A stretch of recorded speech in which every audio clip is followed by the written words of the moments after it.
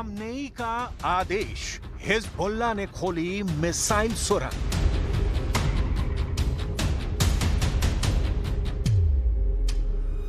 अब युद्ध के मैदान में इजरायल और कितने दिन टिक पाएगा, ये सवाल इसलिए खड़ा हो गया है क्योंकि अब हमास अपनी आखिरी जंग भी सुरंग से लड़ रहा है। हिजबुल्लाह ने गाजा युद्ध के 10 महीने बाद पहली बार अपनी मिसाइल सुरंग इजरायल के खिलाफ खोल दी है और ईरान ने तो सुरंगों वाले बंकर से हजारों मिसाइलें और रॉकेट इजरायल पर एक साथ दागने के लिए तैयार कर दिए हैं। पिछले एक हफ्ते में अचानक इजरायल बैकफुट पर नजर आने लगा है। पीएम नेतन्याहू और रक्षा मंत्री योव गैलेंट के बीच जंग की रणनीति को लेकर तीखी बहस हो चुकी है। ये सारा जंगी माहौल साबित करता है कि इजरायल धीरे धीरे जंग के दलदल में धंसता जा रहा है।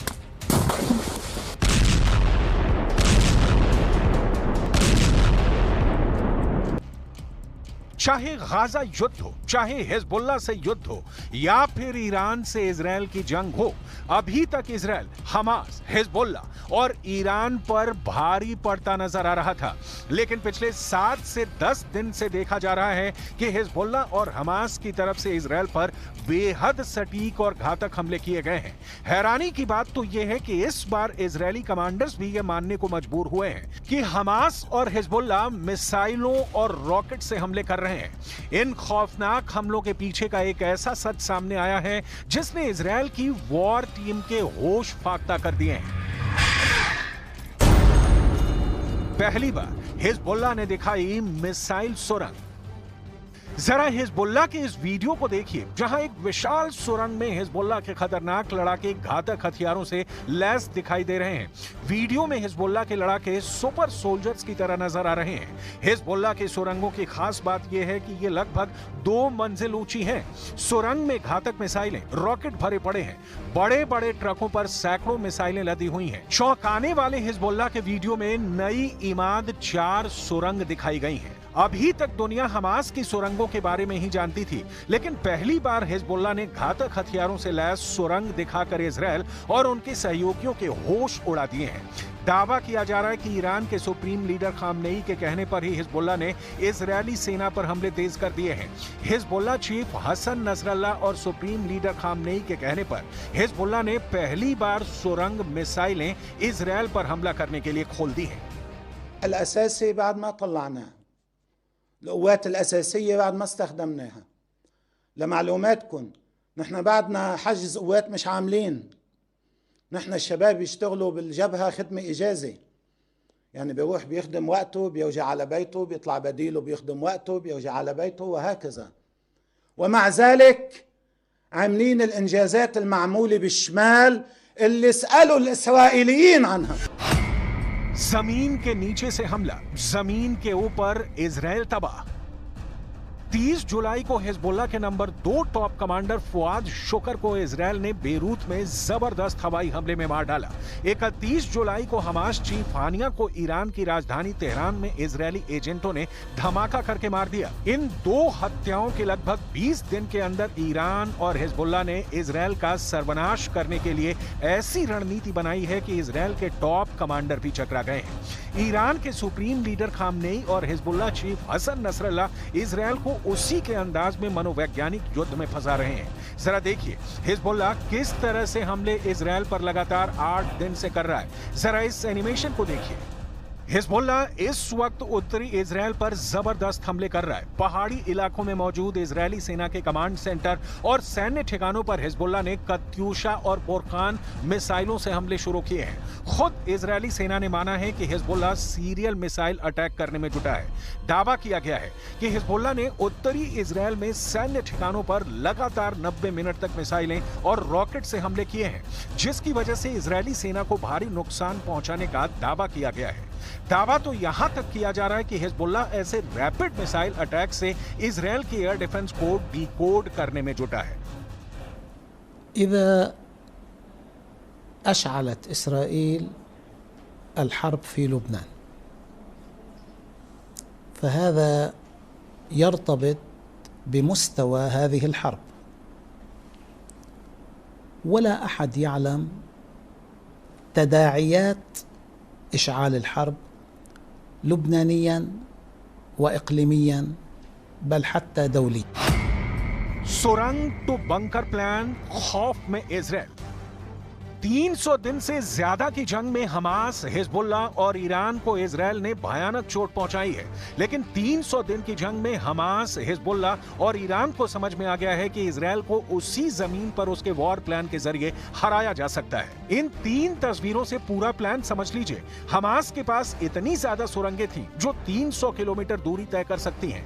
इजराइल ने लगभग 90% हमास सुरंगें तबाह कर दी हैं, लेकिन अभी भी हमास 10% सुरंगों के जरिए इजराइल पर घातक हमले कर रहा है। ठीक उसी तर्ज पर हिजबुल्ला ने अपनी मिसाइल सुरंगों को इजराइल पर हमला करने के लिए खोल दिया है, जबकि ईरान ने अपने बंकर में रखी हजारों मिसाइलों को एक साथ इजराइल पर हमला करने के लिए तैयार कर दिया है। अब आप अनुमान लगाइए कि अगर हमास, हिजबुल्ला और ईरान मिलकर सुरंगों और बंकरों से एक साथ मिसाइल और रॉकेट से इजरायली सैन्य ठिकानों और शहरों पर हमले कर दें, तो इजराइल इतने भीषण हमले को कैसे रोक पाएगा।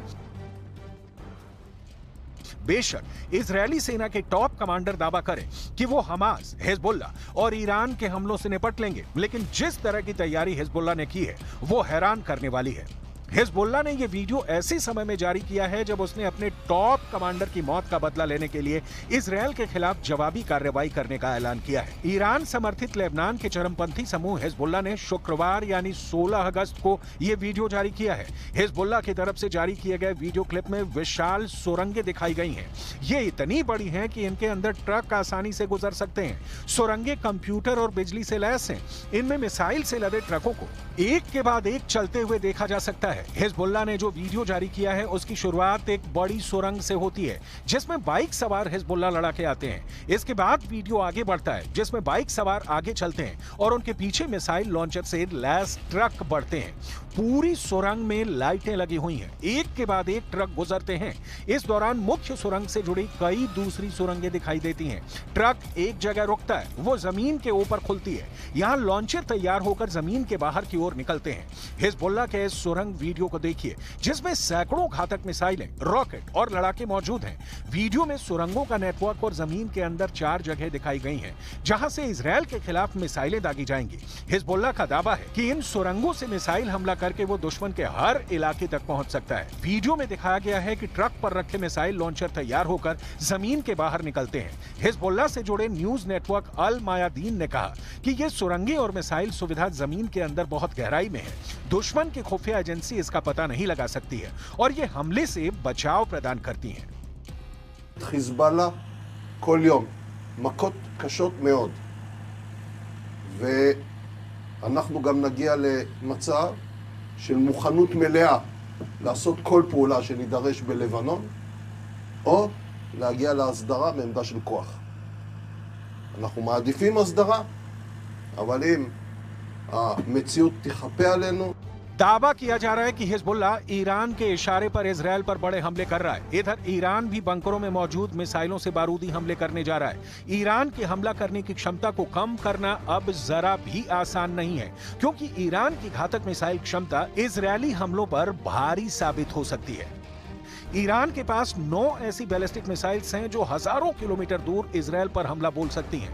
इन मिसाइलों में अगर सबसे खतरनाक मिसाइल की बात की जाए तो वो है सेजिल।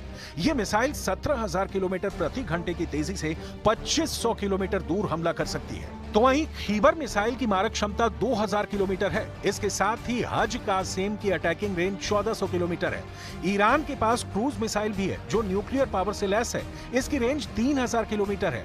ईरान ने अपने ड्रोन के जखीरे में भी खास काम किया है। पूरे मिडिल ईस्ट क्षेत्र की बात की जाए तो ईरान आत्मघाती ड्रोन का सबसे बड़ा निर्माता है। ईरान के पास मुहाजिर 10 नाम का घातक ड्रोन है जिसकी रेंज 2000 किलोमीटर है। तो वहीं मुहाजिर 10 अपने साथ 300 किलोग्राम का विस्फोटक भी ले जा सकता है। हमास, हिजबुल्ला और ईरान ये तय कर चुके हैं कि इजराइल पर एक साथ मिलकर बड़ा हमला करेंगे। माना यह भी जा रहा है कि हिजबुल्ला के पास 1.5 लाख मिसाइलों और रॉकेटों का भंडार है जिनमें से कुछ लंबी दूरी तक मार करने वाली हैं। मसलन अगर इतनी बड़ी संख्या में मिसाइलें छोड़ी जाती हैं तो इजरायल के आयरन डोम के लिए इसे इंटरसेप्ट करना मुश्किल हो जाएगा। लंबी दूरी की मिसाइलें इजरायल के अंदर ठिकानों को निशाना बनाने में कारगर है। इजरायली सेना जो कि फिलहाल गाजा में है, वो दक्षिण और उत्तर में एक साथ 2 मोर्चे पर जंग लड़ने में सक्षम नहीं होगी, ऐसा रिपोर्ट में दावा किया जा रहा है। अब देखना होगा कि इजरायल 3 तरफ से हमले से कैसे निपट पाता है।